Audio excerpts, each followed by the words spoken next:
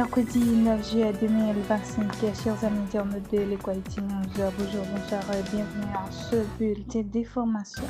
Le Conseil présidentiel de transition a légiféré par décret pour encadrer le référendum constitutionnel de 2025.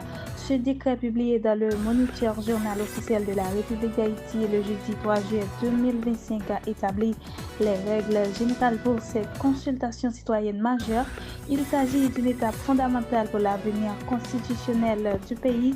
Au cours de ce processus, le Conseil électoral provisoire est désigné comme l'entité centrale responsable de la planification, de l'organisation et du contrôle du référendum sur l'ensemble du territoire national, ainsi que de la publication des résultats.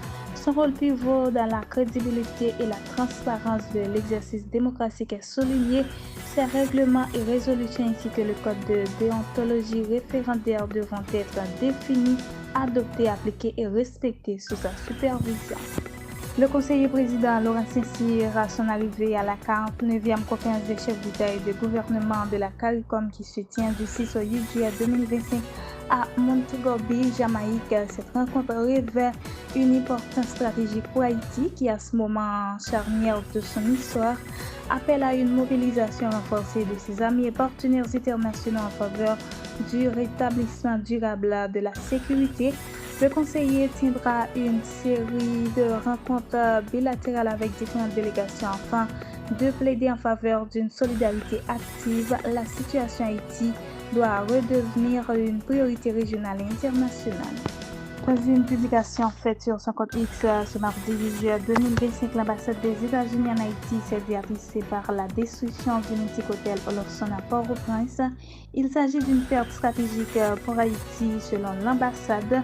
Pour les États-Unis, cette destruction représente une perte tragique pour le riche patrimoine culturel haïtien, soulignant le besoin urgent de stabilité et de sécurité dans la région. Les États-Unis soutiennent le peuple haïtien dans sa quête de paix, de sécurité et de prospérité. Nous continuons à soutenir les efforts visant à lutter contre la violence des gangs et à promouvoir l'état des droits, a écrit l'ambassade. Disparu depuis le 4 juillet 2024 au large des Bahamas, l'artiste haïtien en échange terrestre introuvable.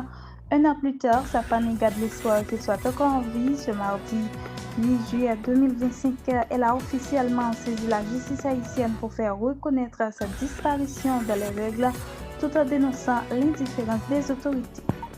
À l'occasion de la journée de l'Europe et de la fin de mission de son Excellence M. Stefano Gatto, l'ambassadeur de l'Union européenne en Haïti, un cocktail déjeunatoire est organisé en son honneur en présence du Premier ministre Alex Didier Fils-Aimé, du ministre de l'Éducation nationale et de la formation professionnelle M.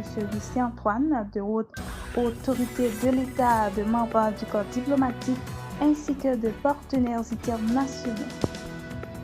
Mesdames, Messieurs, c'est la fin de ce bulletin d'information. Merci de l'avoir suivi.